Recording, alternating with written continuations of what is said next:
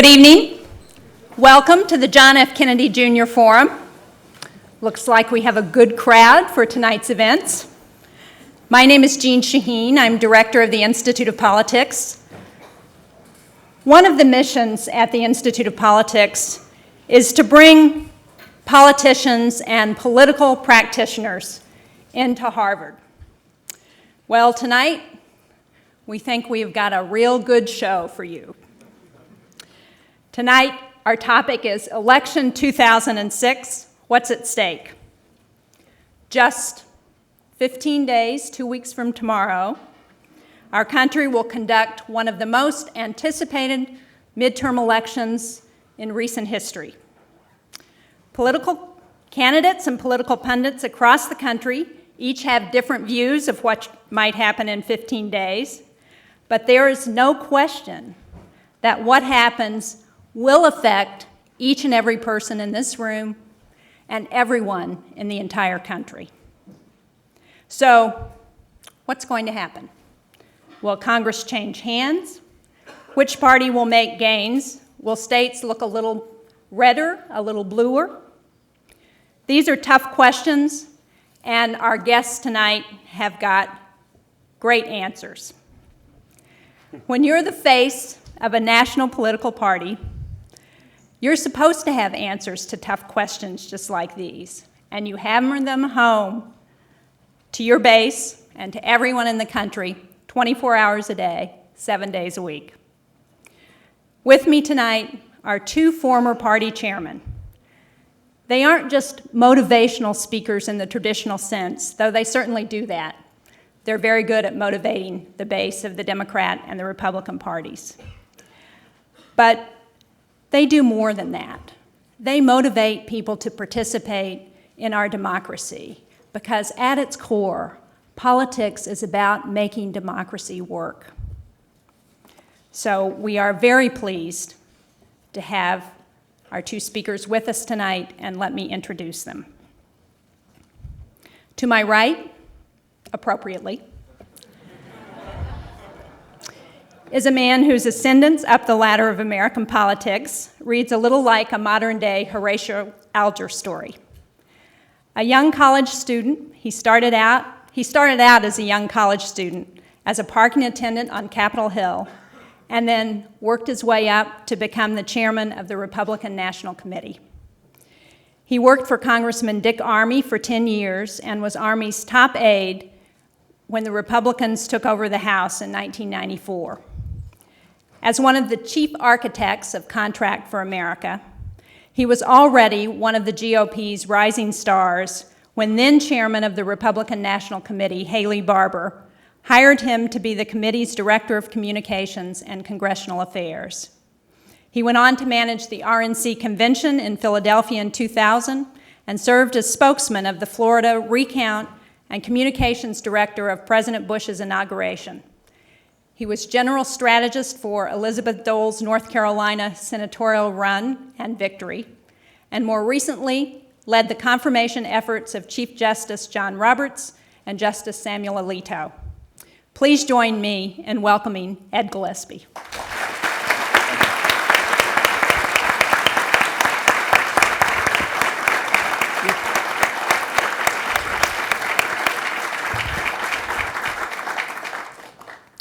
Again, appropriately to my left,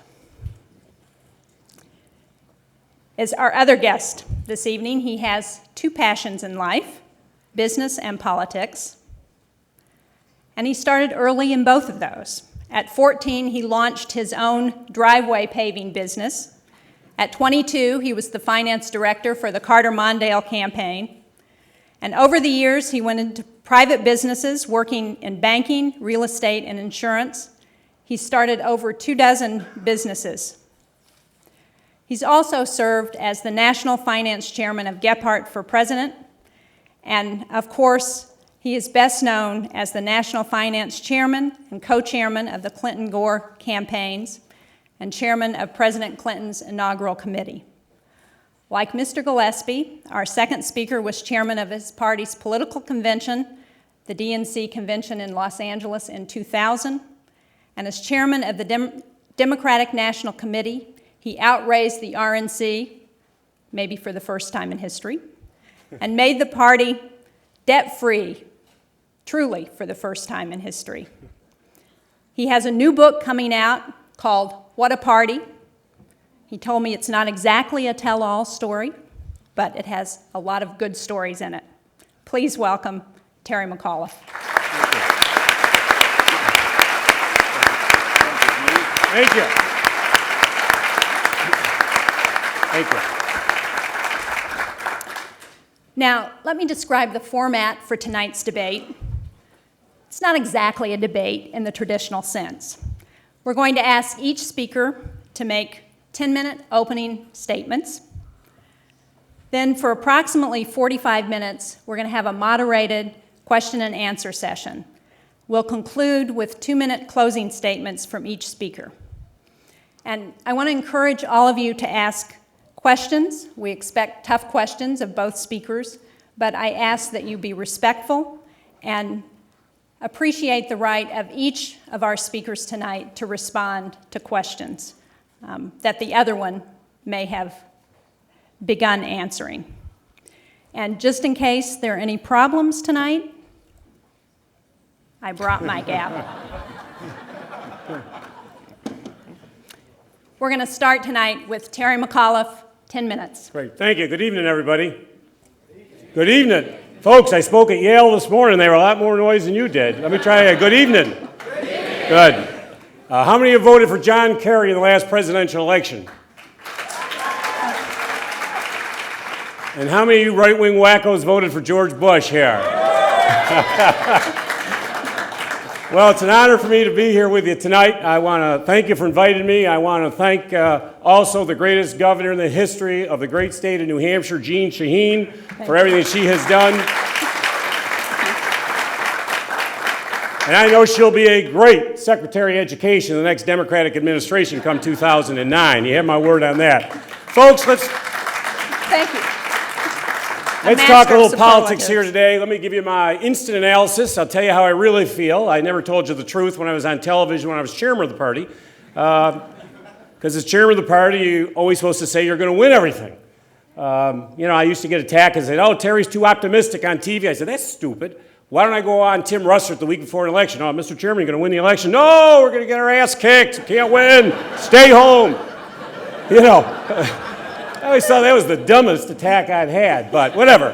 I'm no longer chairman, so I'm going to give you my unvarnished opinion. I believe if the elections were held today, the Democrats would win anywhere from 25 to 35 House of Representative seats. I think at a minimum, we would win 25 seats. Believe it or not, today, we have probably 50 to 60 Republican seats, I believe, that are in jeopardy today. And folks, if I would have told you that a year ago, you would have thought I was crazy.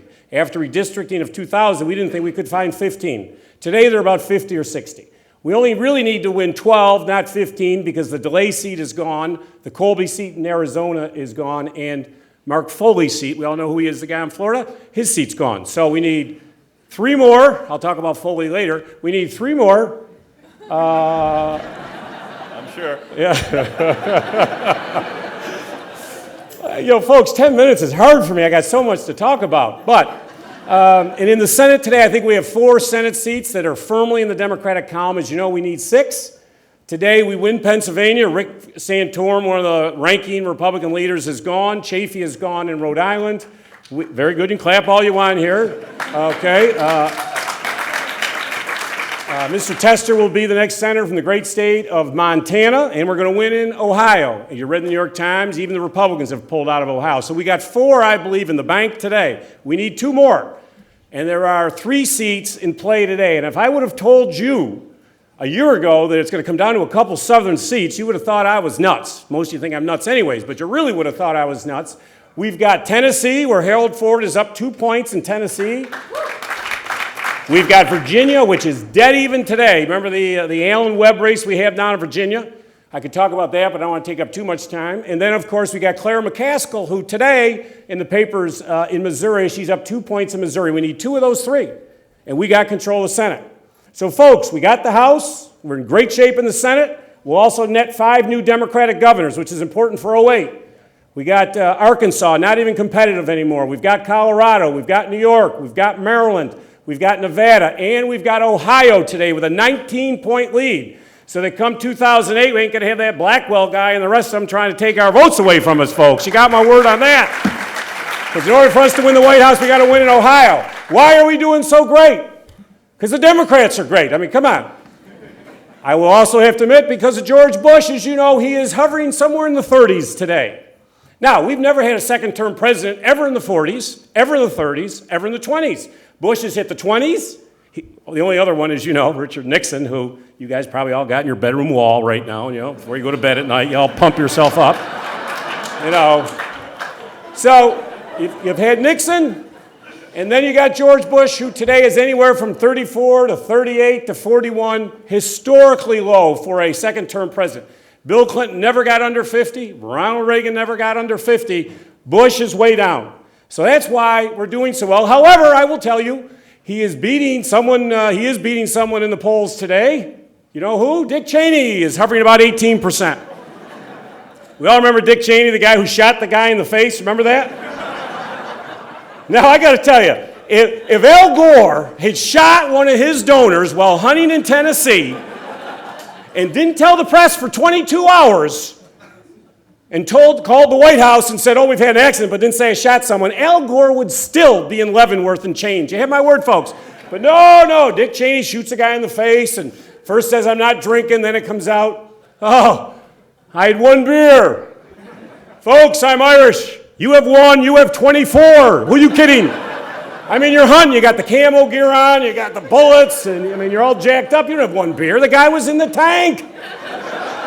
Who are we kidding? And let me tell you, I know why he was drunk.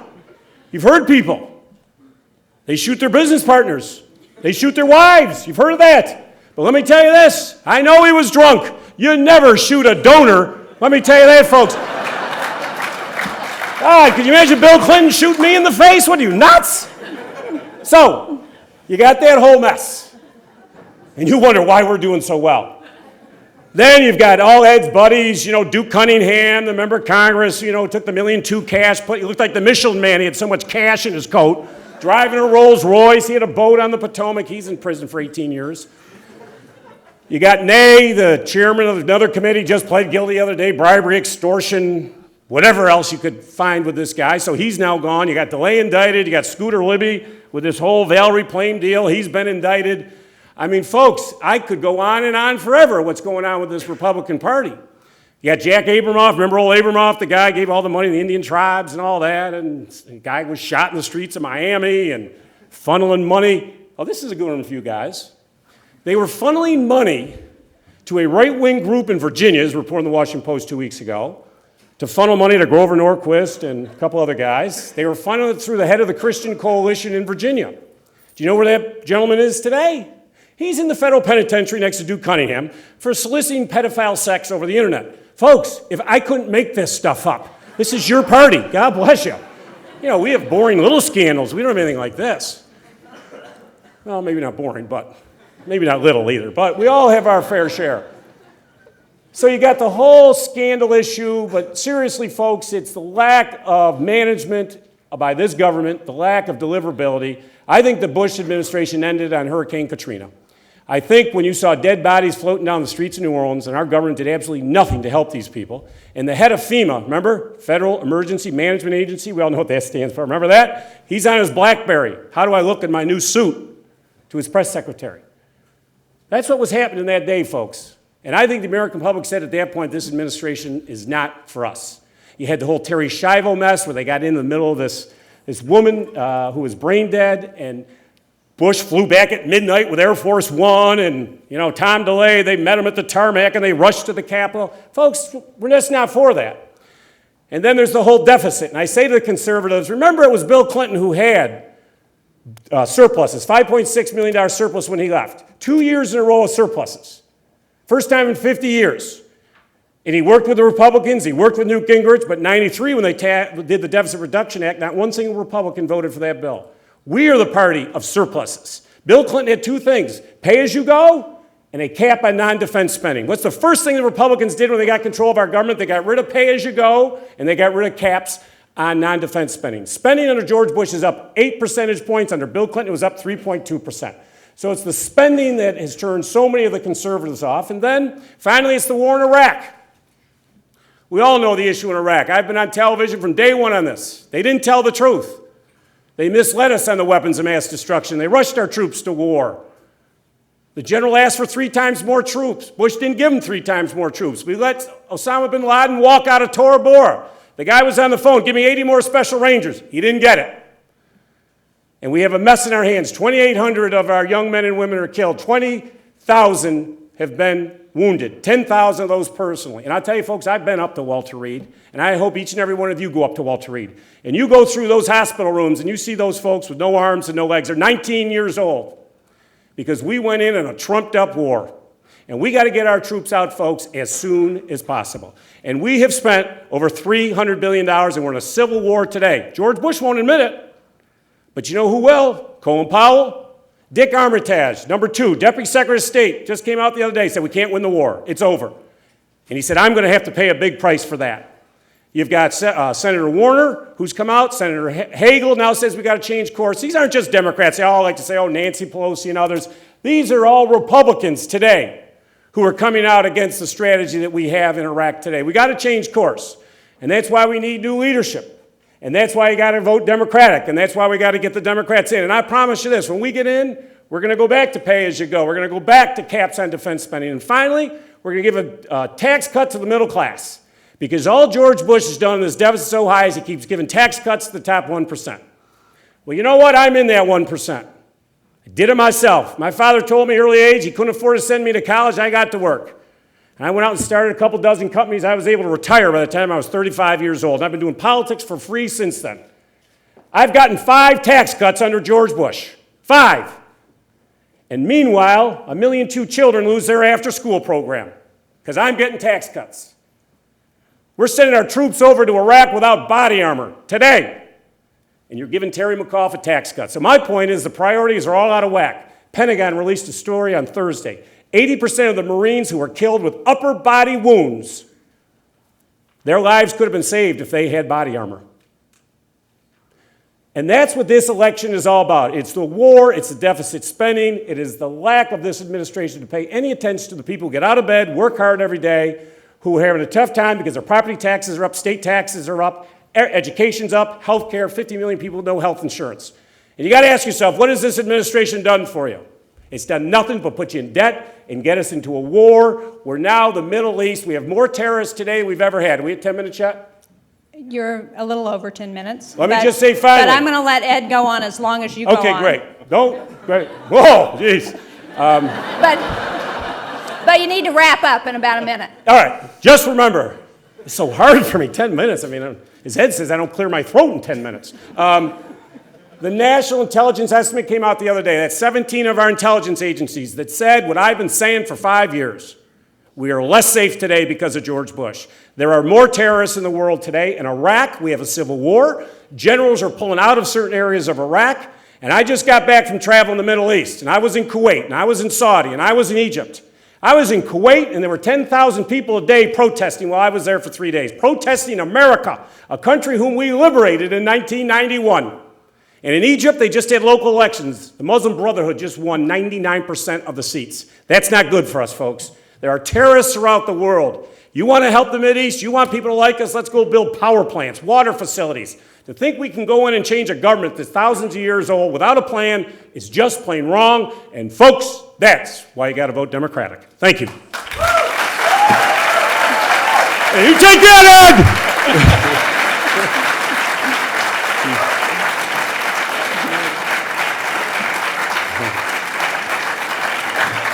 Thank you. Okay. Thank you, Terry. Ed, you've just been given 7 more minutes, so take your time. Thank you, Governor. And obviously, Governor Shaheen, you're very kind in your introduction. Appreciate that. And as party chairman, you do have a function and a role to motivate the base. And you were right to note that Terry and I motivate the base of the Republican Party and the base of the Democratic Party. As you can see, nobody motivates the base of the Republican Party like Terry Mcauliffe. So let me get down Come on, guys, let's see you over there. Let me see if I can motivate the Democrats here a little bit. And I see there's plenty of you, which I appreciate. It's great to be the former RNC chairman here at Harvard, outside of Boston in Massachusetts. I think I know how Terrell Owens felt a couple weeks ago when he walked into the Eagles game in Philadelphia. But it's good to be with you. I appreciate it. It's great to see my friends, the College Republicans here. That is a great club. When you go out, sign up, join the College Republicans here at Harvard. A little bit like joining the surfer club at the University of Nebraska, I suspect. But anybody can join the future farmers. Join the surfers. Thank you for letting us talk a little bit about the issues and about this election. Obviously, Terry and I have a different perspective on things. Let me say that I am a former chairman, but I am going to continue to be honest about this and to talk about where things are in terms of the election.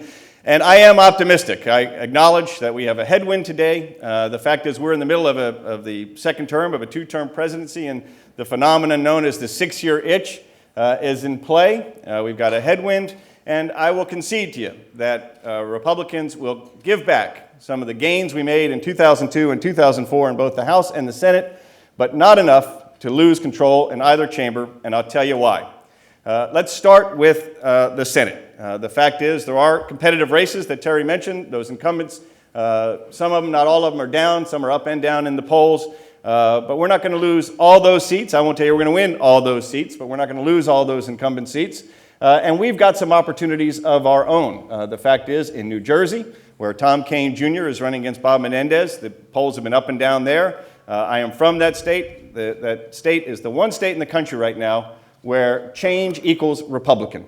And voters in New Jersey are ready for a change, and they're going to vote for Tom Kean Jr., who not only has a great name, but has proven to be a great candidate in this election cycle. I'm very involved in the Maryland Senate race. We have a great opportunity to pick up the open seat. Most of the gains in the United States Senate come from open seats, and the fact is, in the state of Maryland, we have in Michael Steele, the current lieutenant governor, a great candidate, historic figure, first African-American ever elected statewide in the Free State. In the latest public poll that was conducted for Baltimore and Washington television stations, they are both at 46% in the polls, dead even in Maryland. So I'm very optimistic about Michael Steele's chances to pick the pocket of the Democrats in a traditionally very blue state. So the fact is, the Democrats would pretty much have to run the table to get the 6 seats necessary to win back the Senate. Just not likely at the end of the day for them to do that. So we're going to continue to hold on to the Senate. In the House, I think there are about 35 seats in play on the Republican side, 10 to 12 seats on the Democratic side, which means that Democrats would have to maintain all of their and protect all of their vulnerable seats and hold those and get nearly half of the Republican vulnerable seats. That's a pretty tall order. It's possible. I just don't think it's likely.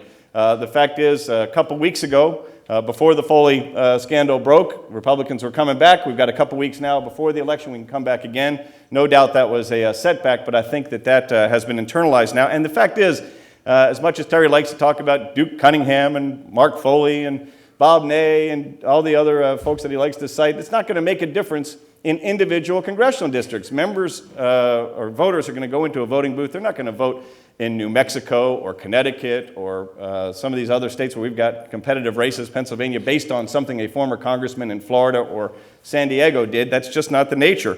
But look, Democrats want to talk about that. They want to distract from the fact that they have their own issues. We have in Jane Harman, who's the current ranking member on the Intelligence Committee, now under investigation for trying to get lobbyists to help her keep her very influential position. Alan Mollahan, Democrat from West Virginia, had to step down from being the ranking Democrat on the Ethics Committee because of ethical problems of his own. We now see William Jefferson, Democrat from Louisiana, $90,000 in cash in his freezer, giving new meaning to cold cash. I think that the fact is this scandal charge is going to have to be put on ice by the Democrats because it's not going to get them there by the end of the day. And then, of course, you have Harry Reid, who was able to make $1.1 million by selling land he didn't even own. Now, I need his real estate agent because I've got a lot of land that I don't own, and I would like to make a profit of it too. So these are not big issues in local congressional races all across the country, or even in the Senate races. We're going to focus on the issues going into the home stretch, and that's what's going to make us hold the majority, because the fact is, when it comes to the issues, when it comes to the war in Iraq and the war on terror, there's a threshold question before the American people, and they're going to weigh it carefully. And we need to have this debate, and it's a healthy debate. The Democrats say that essentially Iraq is a distraction from the war on terror, draining resources, and we need to get out of there, regardless of the consequences at the end of the day, with who ends up running that oil-rich country in the heart of the Middle East. And that's not universal, and this is not universal on the Republican side, but Republicans generally say no, Iraq is central in winning the war on terror, and we have to be successful there. If we turn Iraq over to those who want to do us harm and to a terrorist regime, it will continue to be a national security threat to us, and we have to prevail there. Now, that is not an assessment that's only held by George W. Bush and Republicans. It's also an assessment that's held by Osama bin Laden, who says that this is the central battle between the infidels and Islam, his perverse definition of Islam, and that Baghdad would be the caliphate of would be the capital of the new Islamic caliphate, the central point from which they would seek to pose radical Islam on the rest of the world. Those are his words. We should take him at his word. That's how they see it on the other side. And there are some big policy differences here, not just in Iraq, but also in the war on terror, when it comes to the Patriot Act, when it comes to the Terrorist Surveillance Act, and where Republicans are versus Democrats on those issues. Very important issues that we're going to talk about in the last 15 days of this election. The economy, very important to most voters. And the fact is, we are seeing now nearly 7 million jobs created as a result of the economic growth of the tax cuts. Terry talks about the 5 tax cuts he got, and all the Democrats want to roll back the tax cuts. In fact, if the Democrats were to take back the House, Charles Rangel would be the chairman of the Tax Writing Committee. He has said point blank there is not a single tax cut that George Bush passed that he would extend. That's not just the capital gains tax cut and the dividend tax relief that has spurred this economic growth. That's the marriage penalty. That's the doubling of the child tax exemption from tax credit from $500 to $1,000. That's the new 10% bracket. That's the higher personal exemption. All those things would go out the window. That, by the way, would hinder the economic growth that is resulting right now in the highest level of federal revenue ever to come into the United States Treasury. The fact is, we have more revenue today than we have ever had as a result of the economic growth that we're seeing, and those policies would be reversed under a Democratic Congress. That's a major issue that voters are going to weigh as they go into this election, and that's why we're going to hold on to the House. In fact, when you look at the differences between the committee chairs in the House and the Senate and the leadership, it is striking, very dramatic. The fact is, not only would the Tax Writing Committee go to Charles Rangel, who said he wants to raise taxes, you would have the Armed Services and Intelligence Committees go to people who oppose some of the policies that are making us safer as a country today. You would have the Energy panel go from Joe Barton to John Dingell. We'd probably see the last refinery. We haven't built a refinery in this country in 26 years. It'd be another 26 years before we'd build another one. A stop to domestic exploration and other things that would make us less reliant on foreign sources of energy. So major shifts in policy would result. And this is a high-stakes election. And over the course of the next 15 days, Republicans are going to be making that case everywhere we can. And I think that's going to make the difference and will motivate our voters to get to the polls. We also have an advantage in terms of our so-called machinery, our get-out-the-vote efforts, and our resources. Our candidates enjoy a strong cash advantage. The Democrat National Committee is lagging the Republican National Committee when it comes to funding candidates and campaigns across the country. The governor was right to note that Terry did a great job as chairman of the DNC when it came to raising money, but he's not there anymore. And in fact, we now have a 5-to-1 cash advantage of the RNC over the DNC under now Chairman Howard Dean. I should stop, by the way, and just take a moment to say, as the former chairman of the Republican National Committee, I do not get to choose the current chairman of the Democratic National Committee. But if I did, I'd choose Howard Dean. I think he does a great job for the Democrats. I hope he stays there for a real long time, at least 2 more cycles. So that money is going to go into campaigns and elections, going to give our candidates a much-needed boost going into the home stretch. And we're already seeing a recovery in polls for our candidates out in the field that's very positive, and I think you're going to see it also in the governor's races. I will concede to you we're not likely to win and hold on to New York governorship, but the 4 most populous states in the country today are under Republican governors, and we are going to hold on to 3 of the 4. Governor Schwarzenegger is going to be reelected in California. Governor Perry is going to be reelected in Texas. And Charles Crist is going to be elected to succeed Jeb Bush in Florida. We also have great opportunities to win in Iowa and Wisconsin, to take Democratic governorships Republican, and in Michigan, the only state in the union that has not seen the benefit of economic growth and job creation over the past 3 years as a result of the high-tech and regulatory policies of Governor Granholm there. And again, when you're at a 4.6% unemployment rate, when you've created 6.6 million jobs over the past 37 months, when productivity is up, when the median income is up, when real wages are up 7.6%, that's the kind of thing voters are going to weigh and say, do I really want to reverse that kind of economic growth? And I think the answer is no. And I just have to make one last rebuttal point. Relative to Vice President Cheney, who did have one beer. And my rebuttal point is to the fact that I, too, am Irish. I am the son of an Irish immigrant. My mother's Irish as well. And there was an occasion where I had one beer. And I just want that record to show it was, I think it was 1993. But when you were 10. Want to set the record straight on that. So thank you all for letting me be with you tonight. We look forward to taking your questions.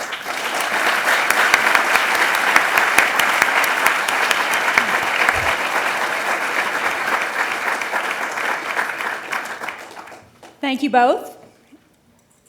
We've gotten an excellent example of why both Ed Gillespie and Terry Mcauliffe were so effective as head of their respective parties. Now we are going to take questions from the audience. We have 4 microphones, 2 on the floor, 2 in the loges. I will ask that you try and keep your questions brief, that you ask questions and not make statements. And there's been lots of red meat for you to pick at from both of our guests tonight, so there should be no shortage of questions from the audience. And come on, there are no women asking questions. We need some of you women in the audience to get up and ask questions. We will begin with the microphone to my left. Ed Gillespie, I'm Rick Eads. I'm here as a visitor with an IOP fellow, Karen Hicks. And I really appreciate your courage to come to the Kennedy School and represent the Republican Party. But we hear reports of possibly 600,000 dead in Iraq. So guns and weapons and mass destruction at the hands of Americans were triggered therein. And we've got states relying on gambling revenue for educational services. My home state in West Virginia does that, almost a third of our budget. We've got pharmaceutical companies running ads all over televisions. They've made massive profits and have been accommodated by the Republicans, pretty much carte blanche. And I wonder where in the Christian conservative values, guns, drugs, prisons, and gambling, prisons being about 1 in 132 Americans now, can you explain which part? Is it more conservative or more Christian that we have such a run on guns, drugs, prisons, and gambling?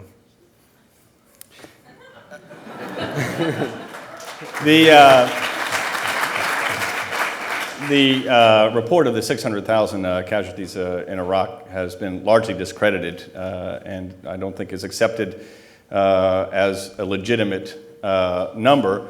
That said, the fact is that, again, you're right about the debate over Iraq. We need to have this debate. We need to determine whether or not it's central. It's clear where I stand and where many of my fellow Republicans stand, which is that success in Iraq is not only in the interest of the Iraqi people, it is in the interest of the American people. It is vital to our national security interest that there be a free, stable Iraq in the heart of the Middle East that is an ally in the war on terror and not an enemy in the war on terror.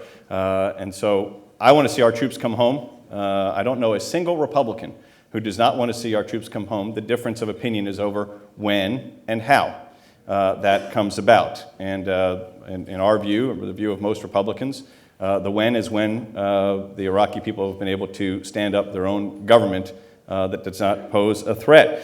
Gambling revenue is a state matter, and a lot of states do rely on the lottery to help fund their education issues. A lot of states with Democratic governors and Democratic legislatures rely on revenue from gambling and sanctioned lotteries for that. So I don't know you can make the point that it's a strictly party line issue. I think you would find if you looked at some Democratic states that was the case. And as for guns, by the way, that is not necessarily a party line issue either. There are a lot of, if you have been watching the Tennessee Senate race, you would see a Democrat running down there on the fact that he's not anti-gun. The fact is, I don't own a gun, but I am pro-Second Amendment. I think it is a legitimate constitutional right, just like the First Amendment, just like the Fourth Amendment, and just like other amendments that you may hold dear, and I do too. But the fact is, you can choose to make them party line votes. I don't think it's been in your party's interest to make First Amendment or Second Amendment rights a party line vote, but I would welcome it. It tends to help Republican candidates. Terry, would you like to respond? Oh, sure, thank you. Rebut, briefly. What's he responding to? The report that came out the other day, which the Red Cross said is legitimate, we don't know about the 600,000 Iraqis who have been killed. There have also been 315,000 Iraqis, as you know, who have now been displaced, who have left their homeland because of the sectarian violence. So 1 million people have either been killed or displaced. It is a civil war that we have in Iraq today. And we know the reasons. There were no plans. You talked to the troops who are on the ground today. There is no plan. They're just sitting there, they say, like sitting ducks, not knowing what to do. And there is a chorus now for George Bush to change course. We've got to do something. But the worst thing is, as I've always said, is this has made us less safe as a nation. We're creating more terrorists. And look what's happened. People now view us as weak, where we were once viewed strong. Saddam Hussein, let's be clear, had never killed one American. After 1991, he was caught between those two parallels. He had weapons. You know where he got them. He was armed by Donald Rumsfeld and Dick Cheney. Let's not kid ourselves. But not one American had ever been killed by Saddam Hussein. Was he a bad man? You bet he was. But so are a lot of people around the world. Doesn't mean we go in and try and take over their government. But because of us being bogged down, our military has no capability to fight any other conflict today anywhere in the world. Don't take my word for it. Check with the 4 stars who have publicly now said it. Look what's happened in Iran. They are now moving forward on a nuclear program, which we basically are powerless to stop. North Korea, which did not have nuclear material when Bill Clinton left office, now they say has the capability to fire 9 nuclear weapons, and they're testing them. Oh, he came out and apologized. But I remind you, and then the other day they said, oh, this is all Bill Clinton's fault. At some point, Mr. Bush, you have been in office 6 years. You can't keep blaming Clinton for everything. 6 years, I think, is a long statute of limitations for being the President of the United States of America. And I remind you that Bush won. In order to get enriched plutonium, in order to get a nuclear device, you have to enrich the plutonium, which was not done under Clinton. Not an ounce was done. There was some done under Bush 41, as you know, by a reactor that Ronald Reagan sold to the North Koreans. And there's been much done, as you know, since George Bush 43 came into office. So I say we're a less safe world. And finally, I'd say when Hezbollah fires 2,600 rockets into Israel at will, they were testing America. They would never have done that if the United States of America was strong. So this fallacy of George Bush's, when he goes to bed at night, saying we are stronger and safer, he is wrong. We are less safe today, and we're going to be paying a price for 50 years. As Colin Powell said, we have lost the moral authority of the United States of America, and George Bush has done it. Next question. And can I ask you to identify yourself? Sure. My name is Kunal. I'm a student over at the business school, and thank you both for coming. I have, I guess, a question less about policy, more about you two. You're both spokespeople for your respective parties, and I'm always fascinated when I see y'all on TV about the dilemma you must face between your personal and professional obligations, and you guys got to be spokespeople in good times and bad. So I'm wondering if you could share an anecdote, a brief anecdote, of a situation where, because of your job, you had to go out there to an external audience and say something that you knew to be patently false, but your professional obligations require you to do that, even though on a personal level you know it's totally not true. And please don't say that's never happened. Please don't say that. I got one. Because I know that has happened for There's both no of you. question I got one. Forget about predictions on polls. We should have won 2004. There's no question about it. And I remind you, let me first compliment John Kerry. He got 59 million votes. Had Osama bin Laden not come out on the Friday before the election, I think John Kerry would be in the White House today. But that wasn't without mistakes being made. I mean, I remind you that there were 5.6 million votes cast in Ohio. We lost by 119,000 votes. If we had shifted 60,000, he'd be president today. That's it. So I'll say that to compliment John. But there were, many decisions I thought the campaign made that were atrocious. One, not responding to SWIFT votes. But the other thing, which I think was probably the highest level of political malpractice in the history of American politics, at the Democratic Convention, I was chairman of the party. We run the mechanics, but the speaking program is done by the nominee. There were two words that all of us were forbidden from using at our convention. Every speaker. Do you know what those two words were? George Bush. We are trying to beat an incumbent president at war, and we can't attack the president or his policies. And I said to the campaign, this has to be the dumbest decision I've ever heard of. I said, why don't it be like that Bernie show? We have a big kumbaya moment. I love you. I mean, are you out of your mind? You are fighting for the presidency. And we didn't attack. Now, do you think Ed and his party followed that rule with John Kerry at their convention? I think they used John Kerry every other 6 seconds. We all remember Zell Miller and all that. But anyway, so this was the decision of the campaign, and he was the nominee, so God bless him. So the opening of the convention, I had to do the opening press conference, and they asked me about it, and I had to say, oh, I think it's a great idea, because we really don't want to look partisan. You know, we really, no, we're going to leave Bush alone. I went into my bathroom and vomited for about 25 minutes. But it's the truth, folks. I'm sorry. How many of you knew that we couldn't attack Bush at our convention? Anyone even know that? Very few, yeah. It was sad. Yeah. I bet you did. So Ed, top that one. Well, it's like we didn't have that situation, and we were allowed to use John Kerry's name freely here in Boston. But you know what I've tried to do, not to say something outright patently untrue that I know to be untrue. You've got to you omit things. I mean, from what you're talking about, and the fact is, I am optimistic that we've got 2 weeks to go and we can hold the House, but as I told you here today, it's in play. There's no doubt it can go either way. I'm not going to pretend that it can't. I do think it's very hard for the Democrats to win the Senate, but I'm obviously in a headwind on the Republican side. I'm not going to pretend that that's not the case. I'm not going to pretend we're going to win seats here tonight, and I didn't do that. So I think it's more a matter of what you leave out rather than saying something patently untrue. I just don't think you can really get away with that in politics, especially nowadays. But you should know, though, that Ed and I are actually very good friends. I mean, after we get done with these, he and I have known to go off and have more than one beer. We've gone out and smoked cigars that he's gotten from Catherine Harris from Cuba, down some Cuban cigars.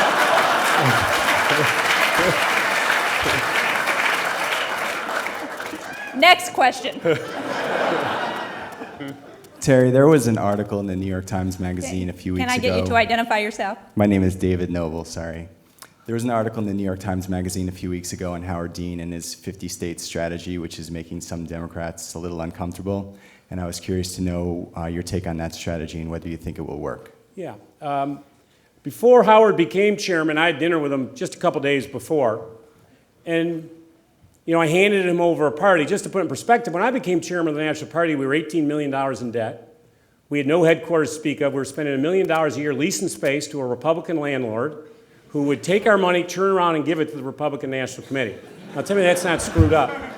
The size of the DNC voter file, you're not going to believe this. You know how big it was? 0. We didn't have one. They had 140 million names that they'd been building for 12 years. We're finding, targeting it. So, as you know, I went out, I can raise money. I went out and did a $60 million capital campaign, built a new headquarters, studio, radio, television, paid off the debt, built a 175 million voter file. So we were in great shape. So when I sat with Howard, I said, Howard, I'm going to give you this party with no debt, which is the first time a chairman has ever taken over a party, and I'm going to leave you millions of dollars in the bank and a massive voter file. And I said, the National Party is now fixed. I remind you, in 2000, Al Gore pulled out of Ohio 6 weeks early because he was broke. And we only lost the state by 2 percentage points. We had no staff or no TV. He pulled out of Tennessee because he had no money. I vowed with John Kerry that would never happen again, and we actually spent more than the Republican National Committee for the first time in our history. So I said to Howard, the National Party is fixed. I said, you now got to fix the state parties. And that's what he's doing. He's got the 4 people in the states, and I'm all for it. My point, and I talked to all 3 respective committee chairs who were fighting and said, you got to knock this off. First of all, you should not be fighting in public. You're asking voters to vote for us, and we got to look like we got our act together. And if you got grievances, listen, not really, because Daschle and Gephardt were always good friends, but, I had some interesting meetings. I'll leave it at that. But you got to keep them private. So I didn't like the idea that all this was in the press, because that's not good for us as a party. But I'm all for him building up those state parties. He needs to give money to the House and the Senate, and he needs to do that. So, I'm all for it. I did say to him, I said, Howard, I understand when I turn this gavel over to you, I want you to understand one thing. You are about to become a human fire hydrant. You get blamed for everything, you get no credit for anything. You get blamed for all of it. But I said, it's still a great job because you can make a lot of changes. But we got now money and tools to do things our party's never done in its history. So, I'm all for it, and I tell them to keep on doing it. So I'm all for it. And I care about the 08 presidential after 06, because I'm really important for us to get the White House back. We need to use these tools for 2008, depending who runs. Do you want to respond? Okay, next. My name is Ben Reno Weber. I'm a joint student at the Kennedy School and the Business School. I have a question for both of you. One of the comments about this election is that it has been basically about the Republicans, thumbs up, thumbs down, that the Democrats have failed to articulate a national issue or set of national issues similar to the contract with America. And I'd just be interested in hearing both of your comments about that. Well, that is the Democrats' goal is to make it a referendum, and our goal is to make it a choice. That's the nature of running against an incumbent or against the incumbent majority, so it's the natural dynamic. I would say, though, that in 1994, when we were in the same situation trying to retake the House for the first time in 40 years, and with a much bigger road, we needed to take 40 seats. We ended up with 52. But we didn't just run against Bill Clinton, who was wildly unpopular at the time and had approval ratings very low. And I remember I was working for Haley Barbour at the time, a great chairman, now a great governor. And he used to say, the Democrats are running from Bill Clinton like scalded dogs. And it was true. They were having a hard time dealing with Clinton, and we were tying them around their neck. But we also ran on a positive agenda. We said, here are the 10 bills that the Republican majority will bring to the House floor in the first 100 days of a Republican House. And I think it really helped us. And that was the contract with America. And so our candidates had a positive agenda on which to run, not just run against Bill Clinton. I think the Democrats have a problem. They've been promising that. They've been saying that they're starting in the spring, then in the summer, we're going to have this. And they never ended up producing it. And that's because they are simply running against George Bush and against the Republican Congress. That's their prerogative, but I do think that's probably why they don't get across the finish line. But the fact is, it is a center-right country. And if the Democrats run on what Charles Rangel, the would-be chairman of the Tax Writing Committee, says he will do, they'd hurt themselves. If they run on what Democratic Congresswoman Lynn Woolsey from California says they will do, which is to not spend another dime in Iraq, to essentially defund our troops. But then she said, we can't really say that until after the election, but she said it to a reporter. But if they did that before the election, they would have a hard time getting elected because it's a center-right country and they are a left party. And so I think they are in this box of having to only run against something rather than run for something. But I do think that at the end of the day, it's a flawed strategy.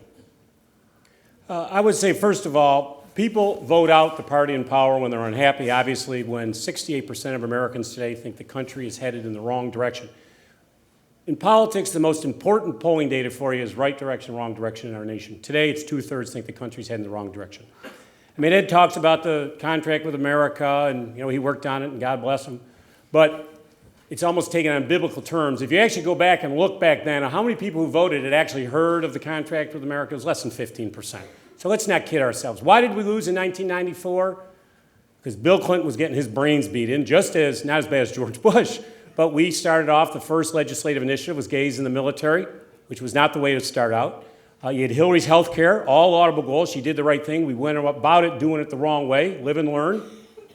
She was right. We got 50 million people out of any health insurance today. And then, of course, the Brady Bill, where the NRA, to their own credit, said they spent $27 million against our Democrats all across the country. The Brady Bill, as you know, if you've been convicted of spousal abuse, if you're mentally insane, or you've been convicted of a felony with a handgun, guess what? You probably shouldn't buy a gun. That's not so radical here in this country. But because of that, and I remind you, not 100 today, 100, I'll bet anyone in this room $1,000, come up to me, if you can show me 100 that lost their hunting rifle. It just hadn't happened. But it was all caught up in all this, and that's why we got really creamed in those southern states, because the NRA had spent so much. We have a plan out there. If you go on the website, D-Trip-DS, it's in my bag, 50 pages, whatever. But let me just cut right to the chase. We're going to win because George Bush is so bad. Let's just cut right to it. Let me not kid anybody in this room. You're all here to, I didn't even apply to Harvard, okay? But I don't know, Ed, if you did. But you're all very smart. We're going to win because of George Bush and because the Republicans, in this most recent Foley scandal, I don't think it's going to change many votes. But what I do believe it will do is it will affect the turnout of the evangelicals and the Christian right.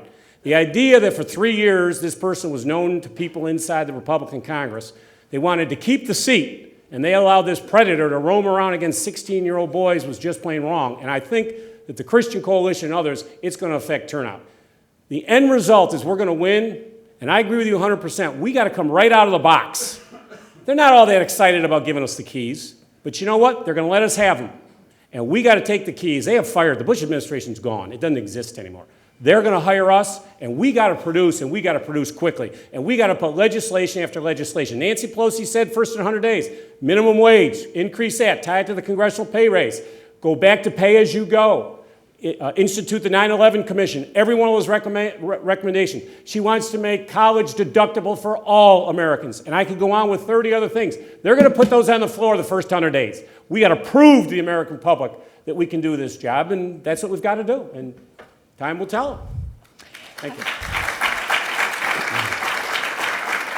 Okay, we've got a lot of questions. So what I'm going to do is ask the question, go to one speaker or the other, and I'm going to alternate speakers. So as you're throwing out your question, keep that in mind. Okay, my name's Aaron Michael. I'm a joint degree student at the business school in here. And my question was originally intended for both of you, but I'll aim it towards Ed Gillespie. And the question is this. Right now we hear all the time about Iraq, as we should. It's an extremely important issue. But there's another war going on, Afghanistan.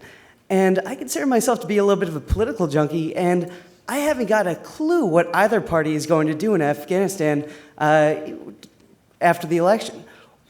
What are the Republicans going to do? On Afghanistan, I think there is obviously not the divisions that you see in Iraq. And the fact is that we have to make sure that the Afghani government continues to get strong and to grow roots. We've got problems in Afghanistan. It's not surprising. There are a lot of people inside Afghanistan, especially along the Pakistani border, that continue to look to pursue terrorism. And we've got to do all we can to bolster that country. It's obviously very poor. We can't allow for that country to turn to and to allow for shipping drugs and growing poppy and relying on that for economic development. We've got to help them in terms of economic growth. But being successful in Afghanistan is also very central to winning the war on terror. And by the way, and I just need to correct a couple things or make a different point of view in terms of Iraq. Creating terrorists. It's just not the case. The fact is that we were not in Iraq in, I think it was the late 80s when they bombed the Marine barracks in Beirut. We were not in Iraq in 1996 when they bombed the Khobar Towers in Saudi Arabia. We were not in Iraq in 1997 when they bombed our embassies in Tanzania and Kenya. We were not in Iraq in 1993 when they attacked the World Trade Center the first time, those Islamic terrorists, and we were not in Iraq on September 11, 2001. The war in Iraq is not creating terrorists. It has become a central meeting place where we are meeting the terrorists. We have to make sure that Afghanistan doesn't flourish in that regard too, but I don't think there is the difference of opinion on that matter between the two parties that you see in Iraq. I would just say all those incidents he just mentioned, tell me what Iraq had to do with one single one of those incidents. I didn't say it had anything to do with it. Not a thing. That's my point. That's my point. That's the point. That's the point. Iraq didn't have anything to do with them. It has to do with Islamic terrorists. The fact is that you said Iraq is creating terrorists. Those terrorists were there before we were in Iraq. It has nothing to do with Iraq. That's my point. And my point is we now have many more terrorists in Iraq who will go out and do these things all over the world. You're acting as if we weren't there, the terrorists just wouldn't be there. It wouldn't be anywhere. They would be somewhere. And the NIE said, at the end of the day, that the National Intelligence Estimate you cited says that our national security interest depends on being successful in Iraq. So the excerpts that were leaked out, if you look at the full context of the NIE, it argues for being successful in Iraq, not for an immediate And we withdrawal. can't, my point is you can't be successful in Iraq. Colin Powell just said it, Dick Armitage just said it, 18 generals have just sent a letter to the President of the United States. Let me tell you folks, in America, 18 generals don't send a letter to the Commander-in-Chief. Unheard of. And these Republicans got to face reality. We can't win it. So we got to figure out how we get our troops out in Afghanistan. The king of Saudi Arabia said the other day that the Taliban is now back in over 60% of Afghanistan because we pulled our troops out and we put them in Iraq. Wrong. Next question. And take that. To Terry Mcauliffe. And we'll give Ed Gillespie a chance to answer this. Well, he did the rebuttal, the other thing, so rebuttal Right. to rebuttal to rebuttal. I Yes, will actually take that. My name is Ali. I'm a student at the Kennedy School. We hear a lot of criticism, naturally, on the Iraqi situation. What we don't hear from Democrats is a concrete plan on what we should do and how we should do it. So should Democrats win the elections, as Sure. you say is probable, what would you do differently on Iraq, given the complexity of the issue, given that simply pulling out will leave there a big chaos that will naturally ferment terrorism, et cetera? Right. And that's a point I get asked a lot. The only thing I would first say, it's not just the Democrats. As you know, we had 68 members of the United States Senate, bipartisan, say that this year has to be the year of substantial change. John Warner, who's probably Bush's biggest defender in the Senate on this, came out, over the weekend, as you know, and said we need to change course. Hagel, another big Republican senator, said we can't win it militarily. We got to change course. So it's not just Democrats. But I think what you're going to see when the Democrats will control the purse strings. If we get in the House and the Senate, and I think myself personally, I believe we got to begin a deployment. And I agree with Dick Armitage, who said, 5% reduction every 3 months, or you continue to do that. We've got to send a signal to the Iraqis that we're not there forever.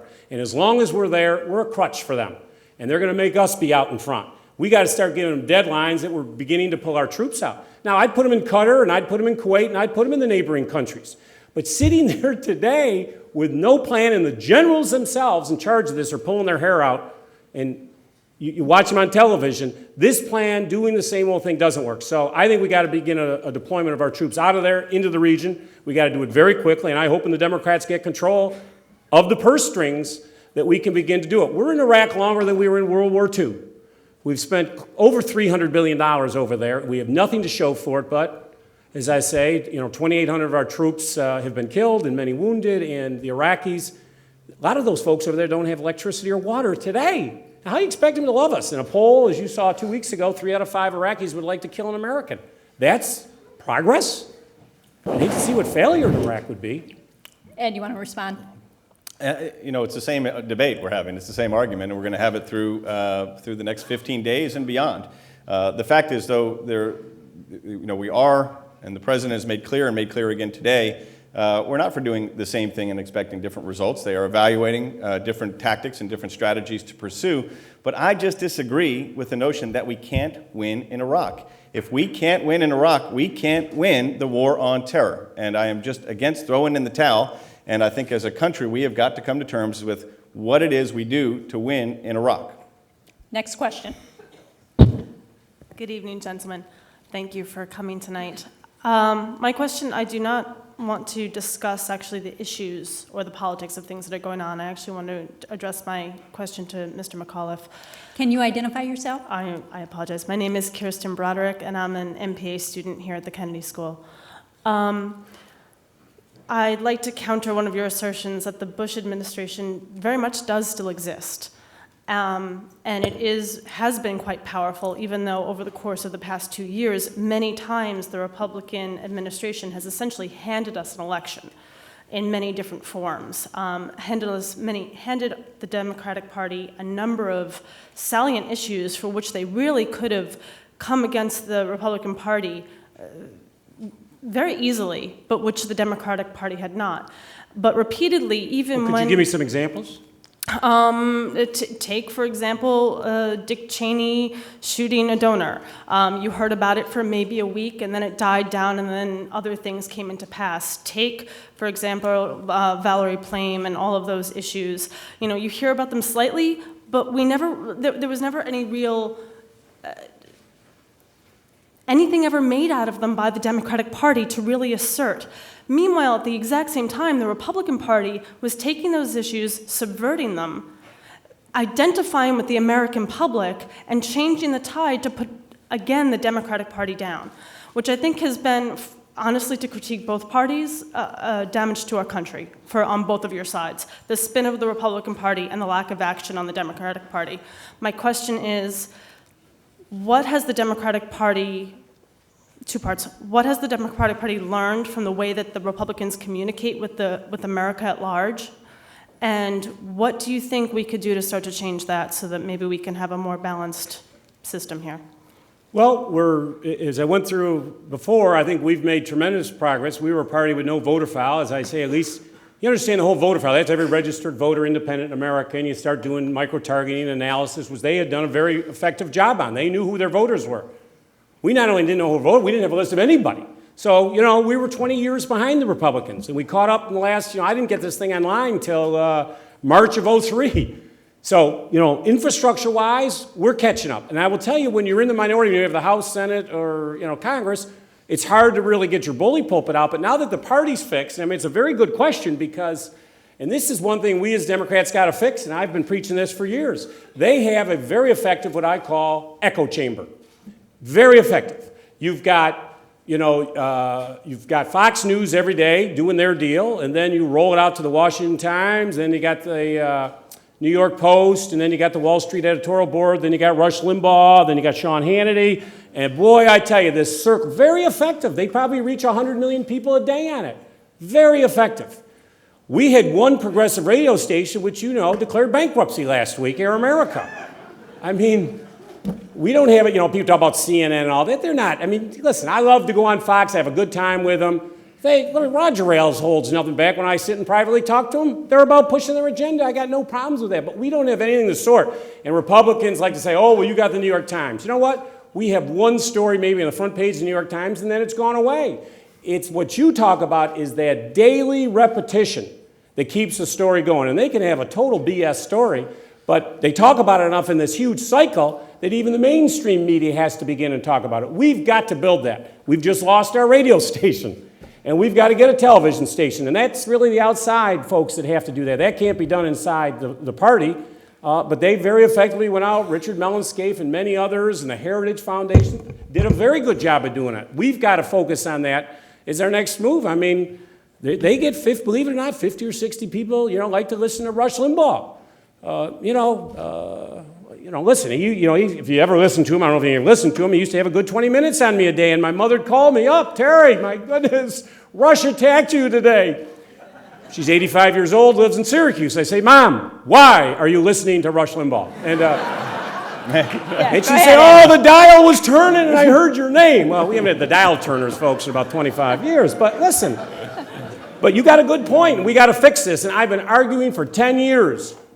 I had to do the parties. If I was inside, it would be illegal because that sent soft money. But I've been arguing for years, your point. We've got to get that, what I call the echo chamber going. One story in CBS, big deal. Ed, you want to respond? Well, first of all, I want to commend Mrs. Mcauliffe for trying to get the truth. Second, on this issue, look, it was Fox News, by the way, I would remind you, that 3 days before the election in 2000 broke the DUI story, which was probably the most damaging thing that could have happened to the 2000 Bush-Cheney campaign. The truth is, we have to deal every day on the Republican side and the conservative side in terms of getting our message out directly, and we do have to have a structured echo chamber within the party that the RNC has done a pretty good job of developing, because you can talk about the Washington Times and Rush Limbaugh. What about ABC News and CBS News and NBC News and MSNBC? Yeah, ABC. The Washington Post, the New York Times, CNN, MSNBC, and since I'm here, I'll throw it in, and the Boston Globe. The fact is, we have to be more disciplined in driving message, and we do. But as for, to be honest with you, as for Dick Cheney, I know it gets a laugh, and I understand that, but there's no political gain to be made in elections. Nobody's going to go in and cast a vote in any November based on the fact that, whether it's the vice president or anyone else, that there was a tragic hunting accident. The guy was Dick Cheney's friend. It was a very tragic event. Unless you're a hunter. And the other thing is... shot. let me talk about the Valerie Plame issue, because the fact is Democrats did run on it for a long time, and MoveOn.org did run on it for a long time. They organized people on it. You know what they organized it around? A false accusation. They tried to smear a friend of mine, Karl Rove, who did not leak anybody's name to anybody in the media. It's now out. It was Richard Armitage, an opponent, basically, of the Bush's policies. The prosecutor knew it, still charged Scooter Libby, which is, I think, heinous. It's one more example of an abuse of a special prosecutor. I wish they would run on it. I wish we would run on it, because the fact is that Valerie Plame was not outed by anybody in the White House, and the other fact is her husband is a nut. Next question.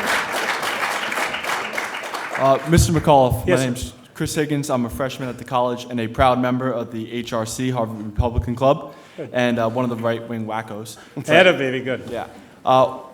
My concern in this debate about Iraq that we've had tonight is we don't seem to talk about the fate of the Iraqi people. I feel like you talked about America losing the moral authority over the past few years. Colin Powell said it. Okay. Well, if we left Iraq, would we not be condemning these people to a horrible, horrible situation? Either they're going to, have their lives destroyed by a civil war, a real civil war without troops at least trying to stop it, or they're going to become victims of another Taliban-like state. And so I feel like the Democrat policy of let's just leave, it's just forgetting about the rights of these people. So. Yeah. I would say, and please just don't say Democrat, because there are many Republican senators. As I say, there was a bipartisan vote. It's Democrats and Republicans. And you say, well, if we just pull out and leave, I didn't advocate that. I said we got to send a signal to the Iraqis. We got to do a deployment until we send the Iraqis some kind of signal. But to go to your point, George Bush continually said we're winning this war. Listening to you, we aren't winning the war.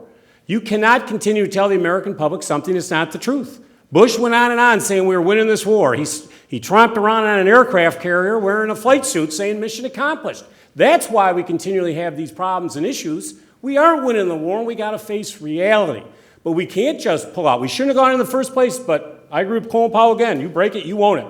So we've got to send a signal to the Iraqis that we're going to begin to deploy our troops out of there. We can't keep them there. These troops, as you know, are on their 4th tour of duty. They've lost jobs back at home. Their families have moved into poverty. They didn't sign up for the National Guard for these tours of duty over in Iraq. No one in my family is having to pay this price. I don't know if any in your family are. But there are many families here in Massachusetts who loved one is over there, was a member of the National Guard. There's a story in the Globe not too long about a 52-year-old woman who's over there, was a school teacher. We got to change course, and it's not, cut bait and run and leave these people and we're all going to be killed. We've got to do it in a way to do as much as we can to restore and keep the prestige of the United States of America. Can't continue to do it the way we're doing it. We've got to begin to redeploy into the surrounding areas and send a strong signal to the Iraqis. We've given them plenty of time, sir, plenty of time, and we've given them plenty of money to be able to train these Iraqis. George Bush told us 2 years ago, as you know, that these Iraqis would be trained by now. They'd be armed and trained. We're here 2 years later, and they're not armed and trained. So this is what the debate about, but you know what? This is what a democracy is all about. And that's what we're fighting for over in Iraq. I happen to think the Iraq strategy is wrong. And I think 2/3 of the Americans also think it's wrong. But I agree with you, we got to do it in such a way that we're not going to leave all these people whom we went in, broke the mold, and now we're going to say, okay, you're on your own, and then all these folks are going to come and kill them. And as you saw 140 were found in a garage the other day. They'd all been tortured viciously. That's not winning it. So we've got to change course. And it's Democrats and Republicans. That's my only point. This is bipartisan.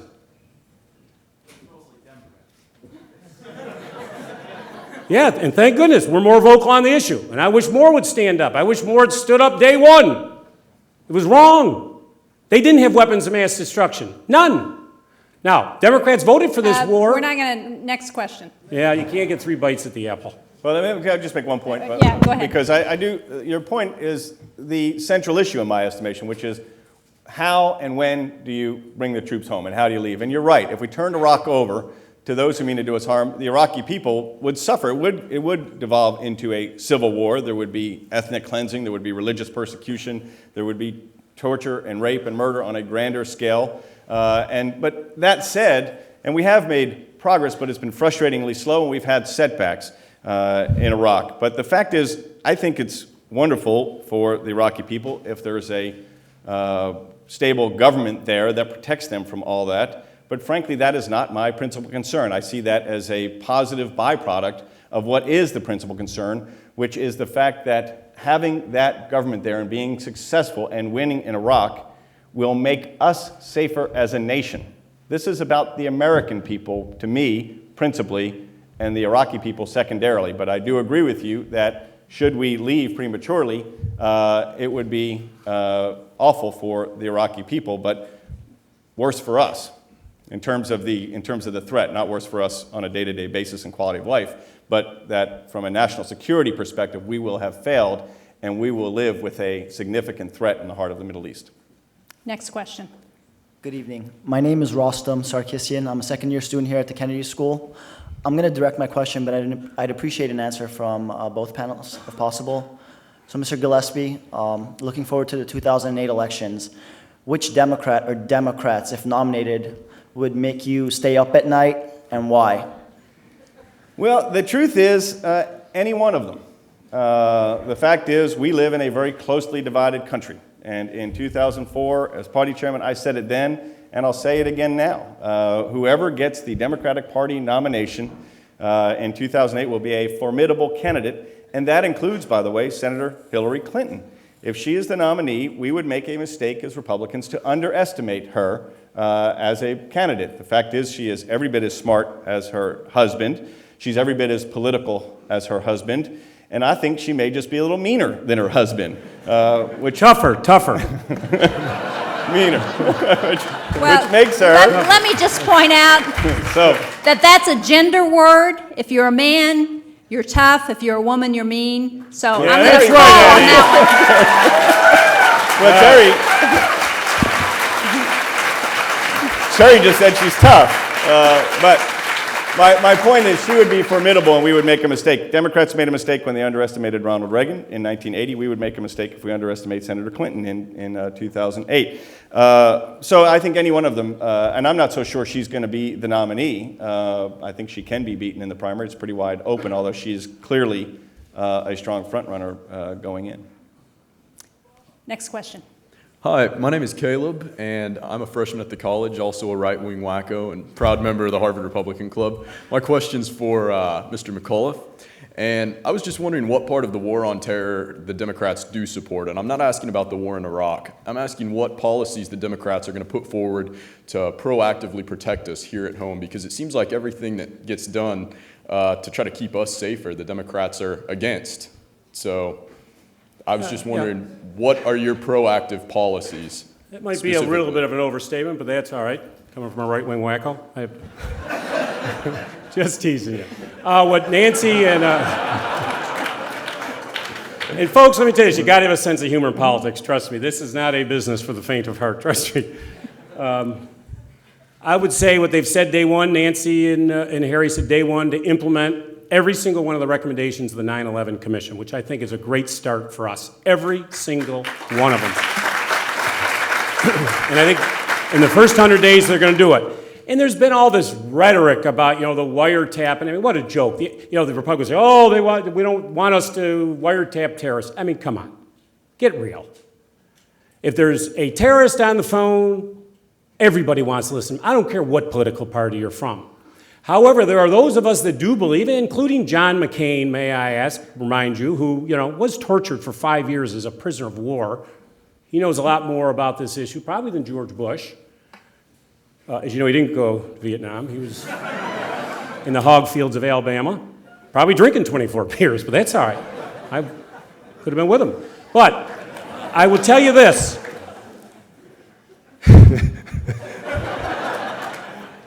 You want to wiretap people. I also believe that we have safeguards that we have fought about in this country for literally, over 200 years. And there's nothing wrong with, after you go in and wiretap someone, that there is some judicial review. Make it 2 weeks later. It doesn't matter. But at some point, we believe, many of us believe, I don't care what political party you're in, Republican, Democrat, Libertarian, that at some point there should be some judicial review so there's no unfettered listening to anybody through wiretaps.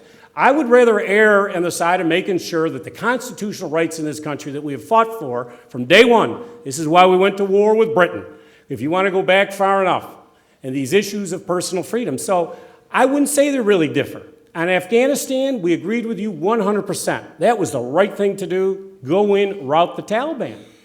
I think we pulled out way too early. We should have kept our troops there. The people on the ground said we pulled out too early. We agree with you on that. We have a big difference of agreement on Iraq.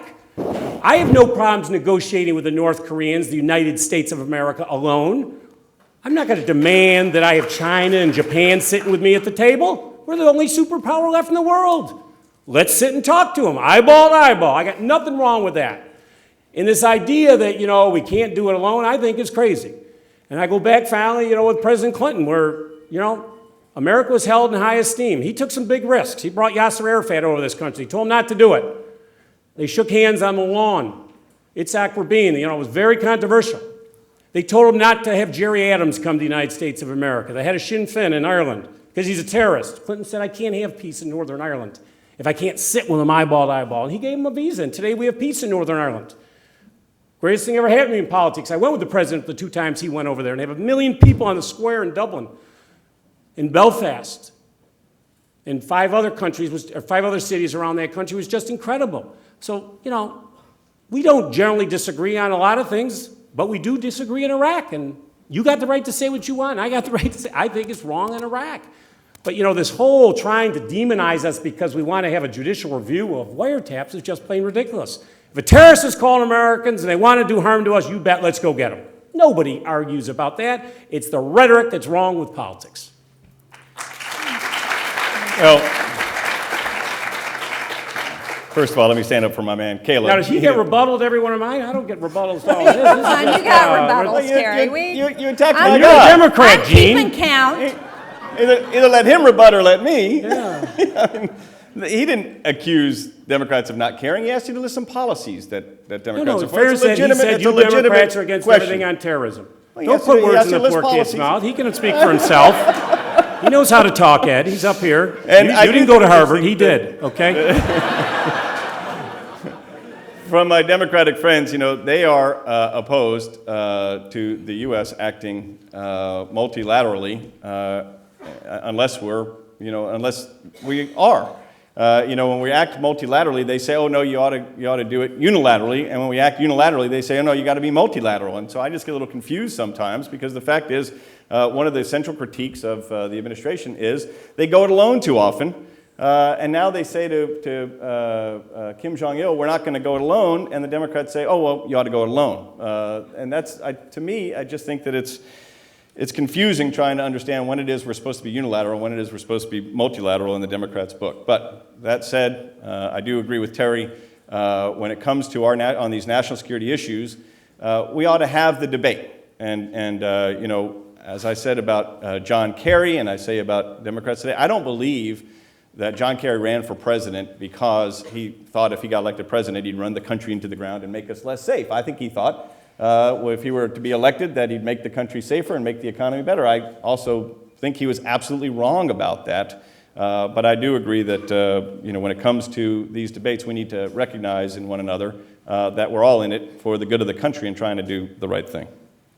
Now, in fairness to Terry, I did not let him answer the question about which Republicans would keep you up at night in 08. I thought maybe you'd prefer not to answer that question, but if you would like to answer that, please. Mine wouldn't differ much. Ed, I just remind everybody in the audience, and you hear certain candidates can win and certain can't win. Let me just tell you, in presidential politics, folks, it's about 45 Republican, 45 Democrat, and about 10 in the middle. Karl Rove actually says it's 6. I think it's a little higher. I think it's probably 10. And they say, well, get a red state Democratic governor or something who can appeal to moderates and all that. Let me tell you, by the time we get to our convention and $1 billion spent against our nominee, trust me, that 45 is going to be pretty solid. We're fighting over 10% swing vote. Generally, married white women, very smart. They watch all 3 debates and they make up their mind a week or 2 before the election. So don't tell me today that someone can win or lose an election because, folks, we don't know what the issues are going to be. We had that election, I believe, until Friday when Osama bin Laden did one of his 200 videos and came out and talked about red states and blue states. Overnight, we saw our tracks fall on us. So my only point is, whoever the nominee is, I believe they're going to have 45, and whoever it is going to be strong. And we got to fight door to door, neighbor to neighbor, dog to dog, cat. You got to get everybody out there. And it's going to be a dog fight, cat fight. Okay, we're running out of time, so I'm going to allow 2 more questions, one here and one there, and then each of our guests are going to make 2-minute closing statements. So if you would ask your question. I'm Penelope Salmons from Mid-Career Program, Mid-Career MPA. And I just realized that we are in the most opinionated zip code, and you at Gillespie is regarded a very seasoned, opinionated Republican. Today we've heard the word success in Iraq, victory, success in Iraq.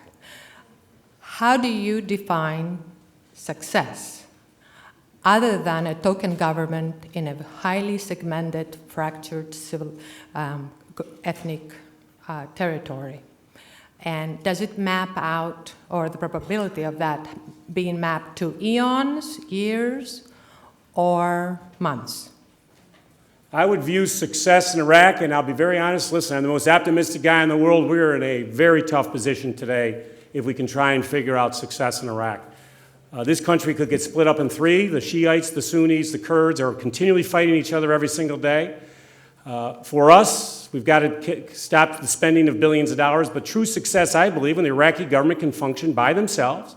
They have their police forces out there, and they've got relative calm in Iraq. That's what I believe is success. It's not what we have today with, on average, 43 Iraqis killed every single day, and the troops we've lost and the money that we're spending, but there's no control over there today. So I would view success when the Iraqi government is running their country and their people are maintaining order, not the United States of America. That's success for me. I think that is success, and I think the question is, how do you get to that? I think a government that is probably a federalist nature that allows for representation from the Shia and the Sunni and the Kurds, that is self-sustaining and is an ally in the war on terror and doesn't foment terrorism or radical Islamism in the heart of the Middle East. And as for how long, obviously, as soon as possible. I hope it's a matter of months or years, but it's not eons. But I do believe that the central issue there about this clash of radical Islam and their desire, it's not just the terrorist attacks that I mentioned earlier against the United States. It's Bali, it's Madrid, it's London.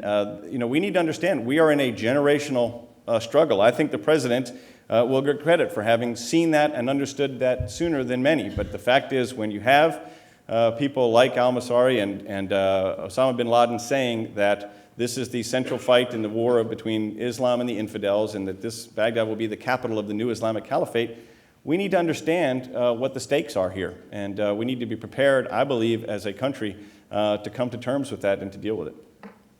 Final question. My name is Melody Potts, and I'm a student here at the Kennedy School, and my question is for Mr. Gillespie. E.J. Dionne of the Washington Post wrote back in August that the Republican coalition was at the beginning of their end. In addition to the criticisms we've heard of the Bush's administration tonight, we also see cracks happening in the coalition. Fiscal conservatives are upset about deficit spending and big government. Evangelicals are unhappy about no progress on some of their key issues, gay marriage, abortion. Can you please comment on these cracks, how serious you think they are, and what the GOP is going to do about them going forward? Well, E.J. Dionne is a friend. I like him. He's a good writer, but he is a little bit like the economist who predicted 7 of the last 3 recessions in terms of his analysis of the Republican Party. We're always fracturing and coming apart at the seams, and we can't hold our majority if you read his past writings and his books. And the fact is, as with the Democratic Party, the Republican Party is a coalition. If you're in a country of 300 million people now, and you have only 2 political parties, by definition, you're going to be a coalition. And our coalition does count on fiscal conservatives, economic conservatives, and religious conservatives, and strong defense people. And we're always balancing, and there's sometimes a strain. But the key is to hold them all and keep them moving in the same direction. And so I believe we'll continue to hold that coalition together, hopefully broaden, bring more people into the party. I am a big believer in bringing more Hispanics into the party. If President Bush would not be president today were there not an increase from 35% in 2000 to 44% in 2004 of the Hispanic vote. Many of those Hispanic voters coming into the Republican Party, by the way, are evangelicals themselves. I'm a big believer that we can double, if not triple, our percentage of the African American vote in this country over the next decade if we really apply ourselves. There are many entrepreneurs, cultural conservatives, veterans, active military. There's a natural coalition within the African American community that we can bring into the party, I believe, and that needs to be a major effort. I have to say Ken Mellon has made that a central focus of his chairmanship, as I did when I was chairman. So I think we can hold our coalition together and grow our majority if we take the right approach on some key issues. I would just say for us, this is historic for us. We've got to take advantage of the opportunity. And I think once we get power, and there's no question we're going to get it, I think we've got to show the American public that we deserve to have this power. And I do believe that we can have a real alignment in American politics. I will remind you, we won the election in '92, we won it in '96, and Al Gore did get 500,000 more votes than George Bush did, and John Kerry came within 60,000 votes of beating an incumbent president at war. I wish we'd won those 2000 and 2004. We got close for mistakes made, you bet.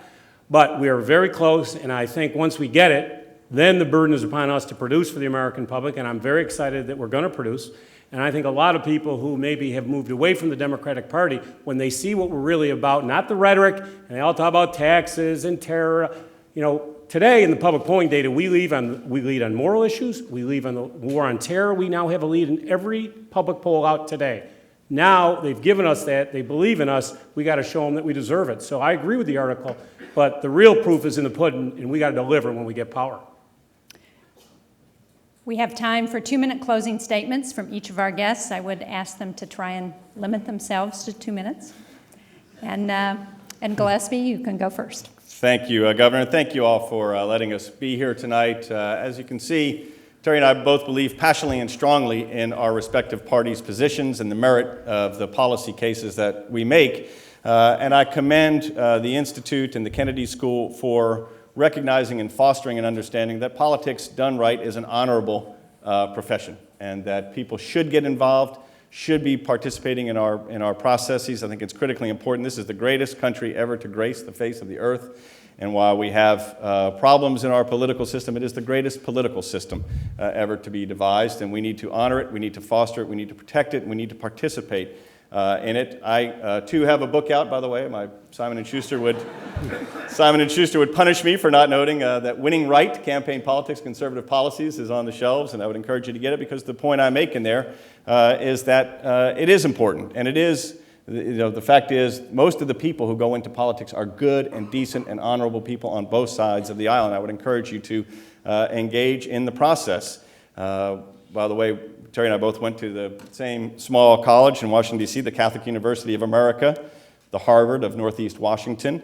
And if our mutual friends there, if you'd bet them 25 years ago that Ed Gillespie would read a book, let alone write one, you wouldn't have gotten a bet on that. But I think you'll like it, and the fact is, it reflects my view that it is a great profession. I think I noted I am the son of an Irish immigrant. Neither of my parents had the benefit of a college education. They made us the first generation of Gillespies to ever go to college. I started as a phoner in the basement of the Republican National Committee in 1985. I would call people at home in a little cubicle in the basement, and I'd bother them for money for the Republican Party. And 18 years later, I was the chairman in a big office up on the top floor, calling people at home and bothering them for money for the Republican Party. But it is a great meritocracy if you're willing to walk enough neighborhoods, knock on enough doors, stuff enough envelopes, and make enough fundraising calls, you can become a party chairman. And so I would encourage you to participate. And I think we ought to drain some of the cynicism out of the process and inject some positive thoughts and some positive understanding of just how great a system it is. I'm proud to be a part of it, and I'm proud that you let me be with you here tonight. Thank you. Thank you.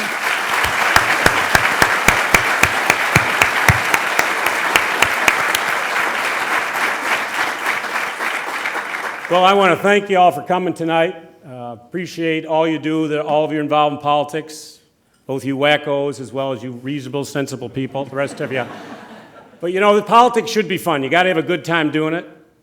You got to get yourself engaged, and I think it's great that we have so many members of the Republican and Democratic Party here tonight. We are the greatest country in the world.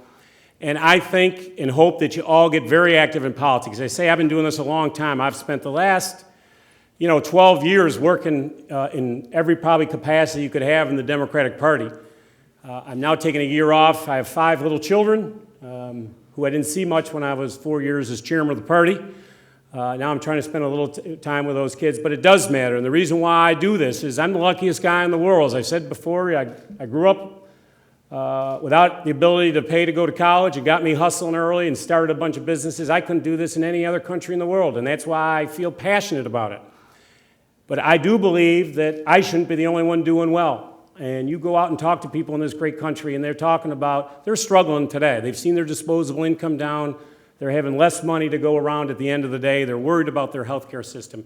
And that's why you got to get engaged in the process, because you can change it. You know, if they had told me 27 years ago, Terry, don't get in politics because a young person can't make a difference, I said they're crazy back then, and I think I'm living proof. I spent 8 years working side by side with Bill Clinton. I love the man, shared everything he had, probably the most expensive friend I ever had. If I get another one like him, I'll be bankrupt. But, he got out of bed every single day trying to give that average Joe a shot at the American dream. And that's what I believe the Democratic Party is all about, helping everybody. And I remind you, from 1992 to 2000, more millionaires and billionaires were created than in any other time in the history of our country. But you know what? More people also moved out of poverty. Middle class had more disposable income. I believe in America where everybody benefits, not just a few, but everybody benefits. We're the greatest country in the world, and we can have a debate about Iraq and other issues, but that's what a democracy is all about. That's why you're here tonight. You need to go out of this room. You need to get fired up. You need to call 10 of your friends, get them fired up. Ed and I are both very proud. Under our tenure, we got 20 million more voters to the polls in 2004. That size increase, folks, has never happened in the history of our country. 20 million more people showed up because they cared. Now, come 2006, and especially in 2008, if we can add another 20 million to that, you know what? That's great for America. And then we send a signal to all these emerging democracies across the world that we are the greatest democracy in the world. They're still wondering what happened in Florida, where Al Gore got 500,000 more votes and he didn't get the job. I'm just telling you, get yourselves involved. There will be no more Floridas next time around. And I'm telling you, this is the greatest country in the world, and it's because of young people like you, and I thank you for having me here tonight.